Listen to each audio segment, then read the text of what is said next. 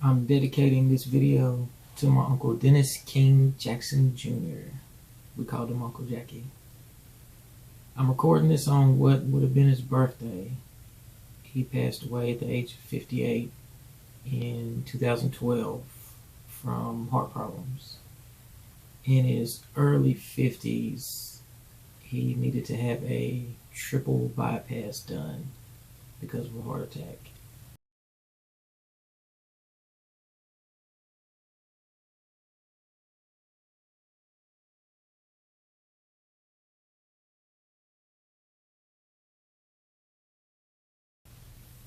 This is not intended to be a substitute for professional medical advice, diagnosis, or treatment. Always seek the advice of your physician or other qualified healthcare provider with any questions you may have regarding a medical condition. I might just clip that and use it for every video here on out. The reason I did that is because we're getting into the details now. Things are getting real.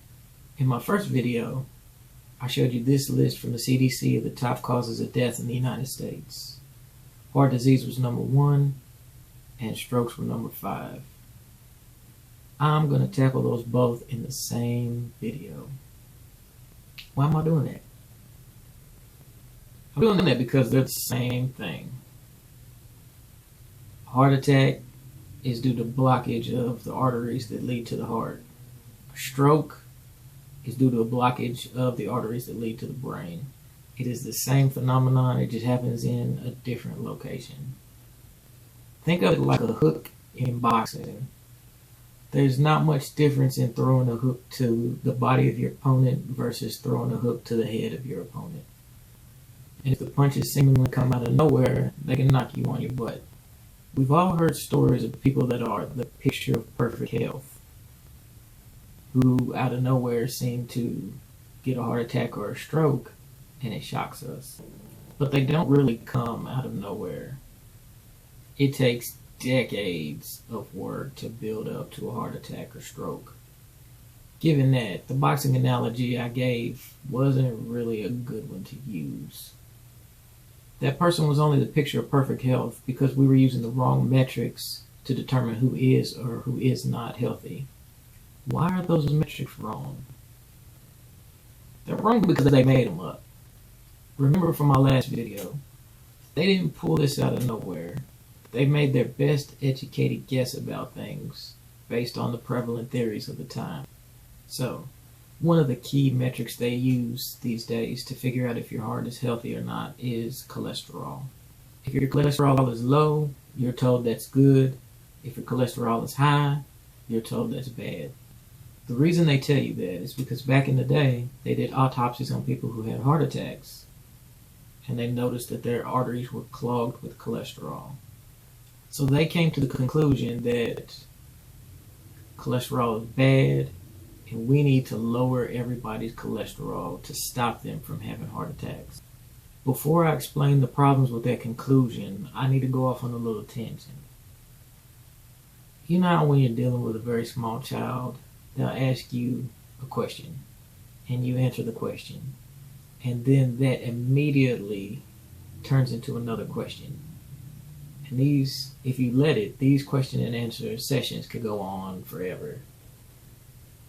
That inquisitiveness is something that we are lacking in science today. Part of the reason for that is we drill it out of our kids through years of school.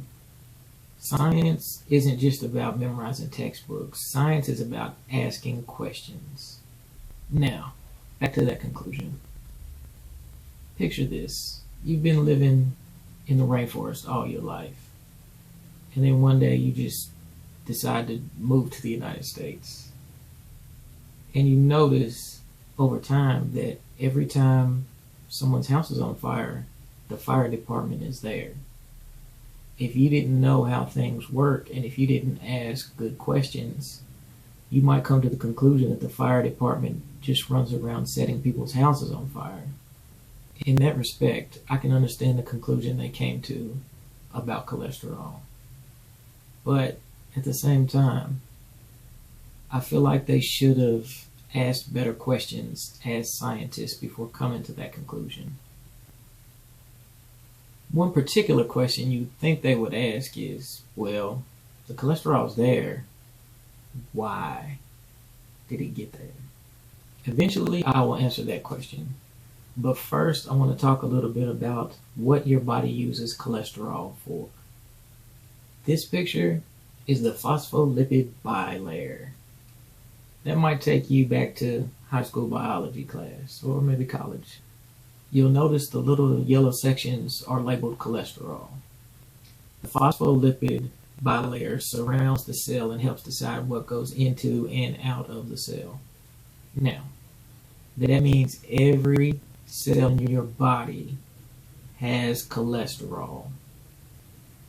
Cholesterol also helps your immune system fight off infections, something that can come in handy in this current climate. Cholesterol is one of the factors involved in allowing neurons to exchange electrical signals with each other. Cholesterol is used to make bile, which your body uses to break down the fats that you consume. Every single steroid hormone in your body is created from cholesterol. That includes testosterone, estrogen, cortisol. I could probably make a 3-hour video in itself about all the different steroid hormones and the roles they play in the human body. Also, these days, more and more studies seem to show the benefits of having an adequate level of vitamin D. And guess how you make vitamin D?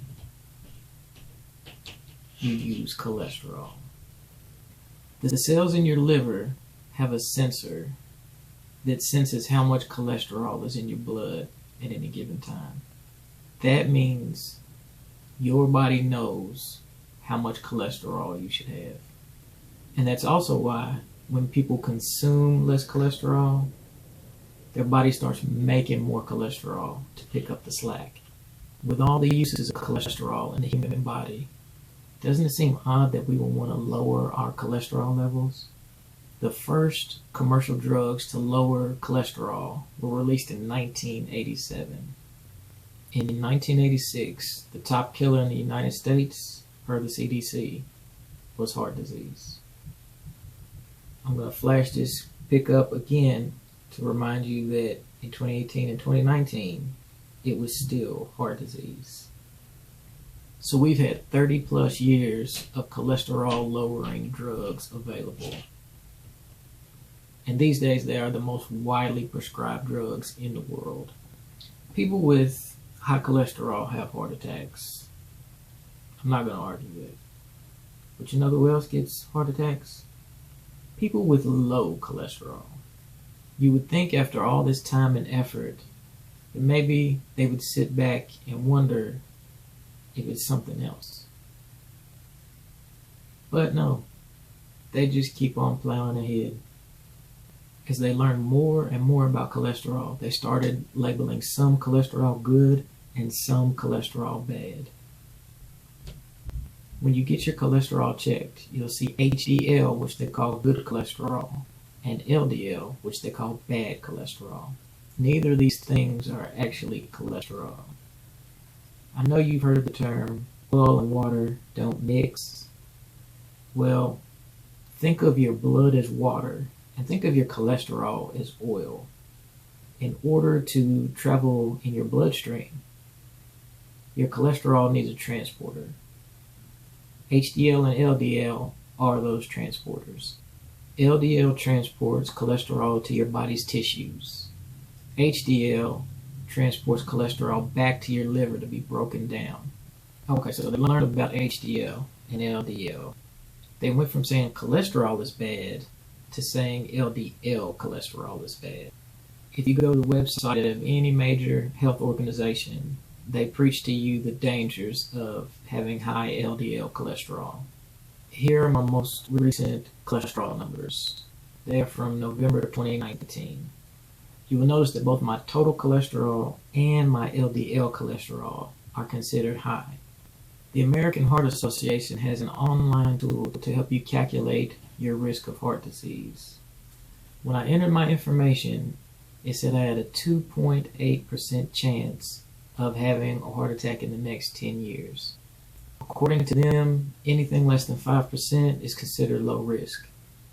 Since having high LDL is such a bad thing, I entered an LDL that was 100 points lower, and I still got the same exact risk. Isn't that odd? A little bit of trivia for you. In 2017, a man named John Warner, who was the president of the American Heart Association and a cardiologist, had a heart attack during their fall meeting. He was only 52 years old at the time. When it comes to understanding cholesterol, some newer developments have been the use of cholesterol ratios to determine your risk. The American Heart Association says to divide your total cholesterol by your HDL cholesterol. They want that ratio to be under 5, and I am just under that. That makes me feel a little better than hearing your cholesterol is too high, but I'm still far from their ideal ratio of 3.5. Another ratio I've seen is the triglyceride to HDL ratio. If you divide the triglycerides by your HDL, and that amount is greater than the number 3, then you are at risk for having a heart attack. The ideal range is 1. Now this makes me feel like a superhero, because my ratio is 0.76. Now I could just ignore the American Heart Association ratio and hype up the other ratio because that one makes me look healthy. But I don't care about either one. To me, they are both just theoretical. And I don't want to feel good. I want to know what's going on. There's a test you can take to see what condition your heart is in. And no, I'm not talking about a stress test. That's where a doctor puts you on a treadmill and they hook you up to an EKG and they monitor your blood pressure, your breathing, and your pulse while you do that. What I am talking about is the CCC Scan. That stands for Coronary Artery Calcium Scan. This is a CT scan that measures the amount of calcium that is built up in the arteries that feed your heart. Basically, the more calcium that is present, the more damage that has been done to those arteries. In October of 2019, I had my parents get CCC scans. This is my mom's scan. She had a score of 154. What that means is,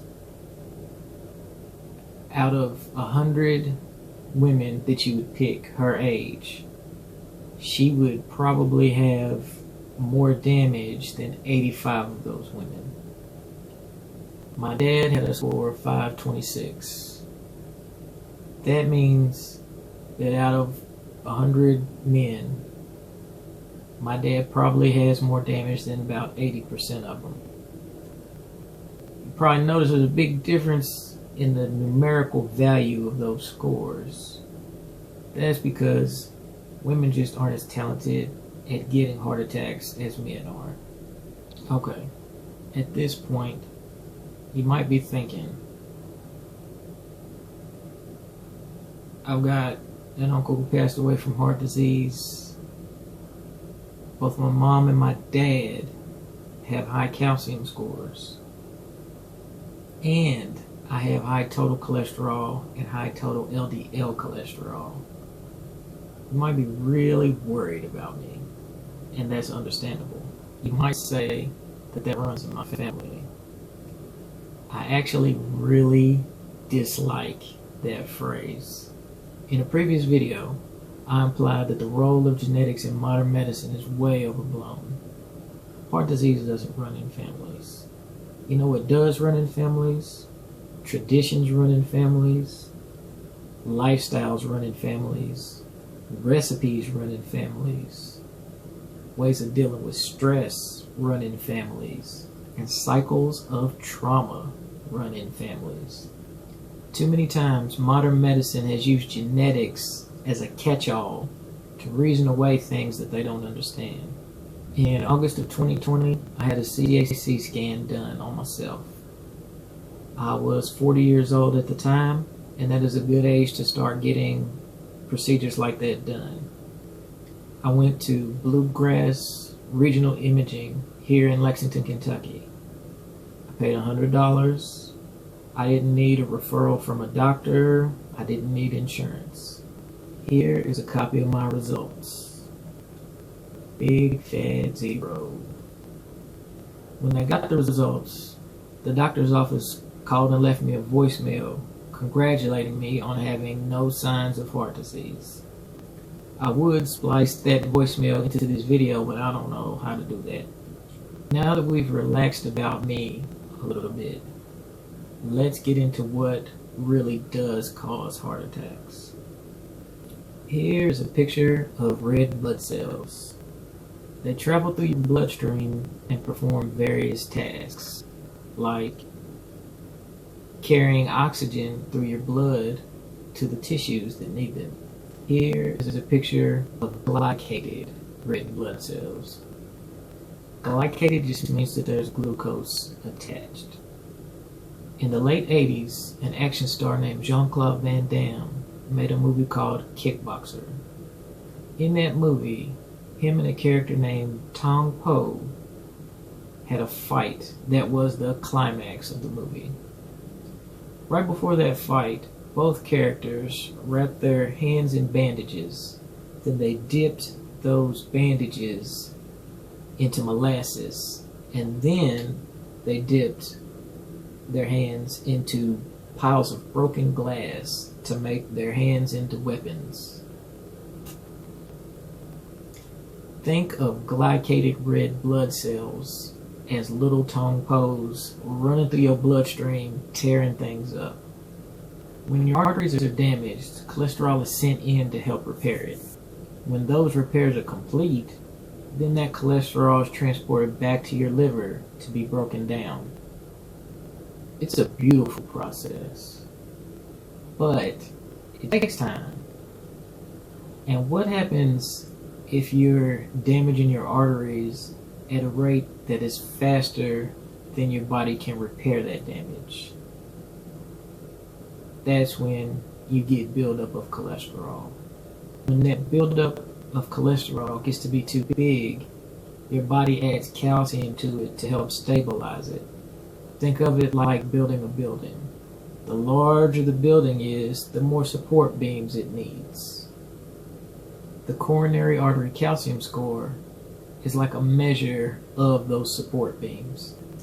Now, you might be thinking, well, what if my cholesterol is building up, but it's not at the level of needing calcium yet? How could I know? There's another test that you can take. The CIMT, Carotid Artery Intima Thickness Test. They put an ultrasound on your neck and they measure the thickness of the innermost two layers of your carotid arteries, the ones that lead to your brain. As you damage your arteries over time, those layers get thicker and thicker. Young people have thinner arteries, old people have thicker arteries. They use those measurements to determine the age of your arteries. I had this test done in October of 2020. I was 40 years old at the time. They determined that I had the arteries of a 26-year-old. Now, I want to remind you of what I looked like at the age of 37. I didn't know back then what I know now. If I had known, I would have had a whole bunch of tests done before I got started on my health journey. But I think we can agree that that guy didn't have as clean of arteries as this guy. I had the CIMT done at Borders and Hood here in Lexington, Kentucky. The cost was $200. I didn't need a referral from a doctor, and I didn't need insurance. They partnered with CardioRisk Laboratories. CardioRisk has a technique for performing the CIMT that tends to find more buildup than others. This means I can track it over time and not worry about differences in technique between the people that perform the procedure for me. Now, you can't take this test whenever you want to. They have certain people that travel around to different cities around the country at different times performing this. So you have to call weeks ahead and book on a particular day that a technician will be there for you. Now you might be saying, these tests are cool, but how can I get those same results? I'll go in depth about my lifestyle in future videos, but I will leave you with a quick tip.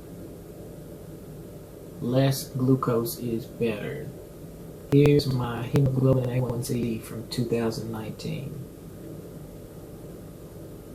Now in my video that I make about diabetes, I'll get into more detail about what hemoglobin A1C is. But for now, just think of it as like a 3-month average of how high your blood sugar levels were.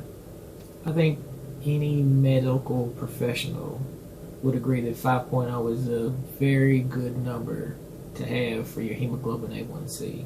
Man, there was a lot of talking. I'm pretty sure I broke my record for most words spoken out loud in a single day. I'm not sure which topic I'll tackle next. It might be cancer, it might be diabetes, it might be autoimmune disease. But regardless of what it is, stay tuned for more.